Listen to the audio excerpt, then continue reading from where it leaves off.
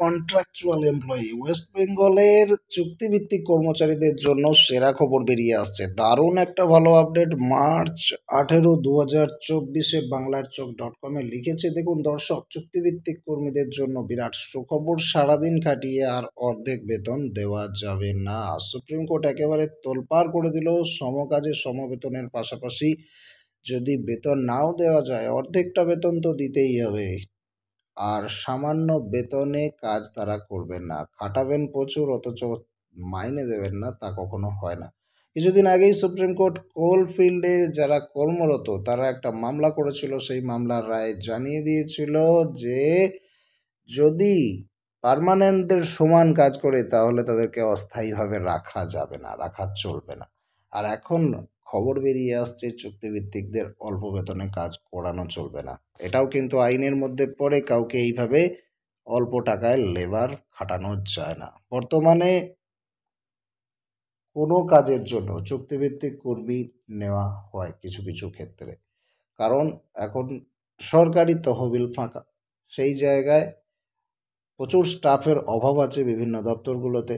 সেই জায়গায় কিছু কিছুভাবে তালিপটি মেরে তারা কাজ চালিয়ে নেবার জন্য সরকার চুক্তিভিত্তিক কর্মচারী নিয়োগ করছে, যাতে বেতন কম দিয়ে কাজটা গুছিয়ে রাখা যায়। রেগুলার কর্মীদের থেকে তাদের বেতন অনেকটাই কম থাকে, তবে প্রায়ই দেখা যায় এই চুক্তিভিত্তিক কর্মীরা আন্দোলন করছে তাদের বেতন বাড়ানোর জন্য। এমনই একটা কয়লা খনির শ্রমিকদের রোজকার নিয়মে কাজ করানোর পর শ্রমিকদের বেতন দেওয়ার সময় চুক্তিভিত্তিক কর্মী বলে উল্লেখ করেন এবং তাদের বেতনটাও খুবই কম দেওয়া হয়।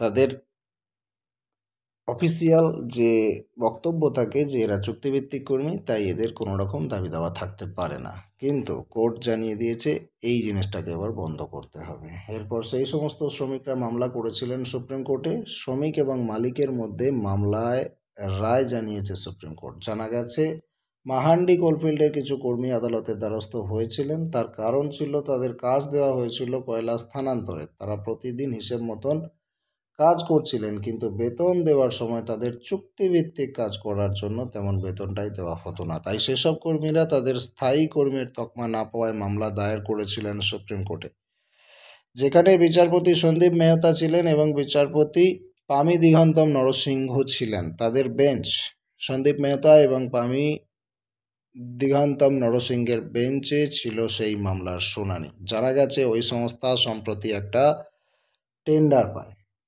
তাতে কয়লা এক জায়গা থেকে অন্য জায়গায় নিয়ে যেতে হচ্ছিল। সুপ্রিম কোর্টের রায়ের পরে 32 জন কর্মীর মধ্যে মাত্র 19 জন কর্মী হিসেবে স্থায়ী কর্মী হিসেবে স্বীকৃতি পান, বাকিরা চুক্তিভিত্তিক থেকে যায়। ফলে সেই মামলা যায় ইন্ডাস্ট্রিয়াল ট্রাইব্যুনালে।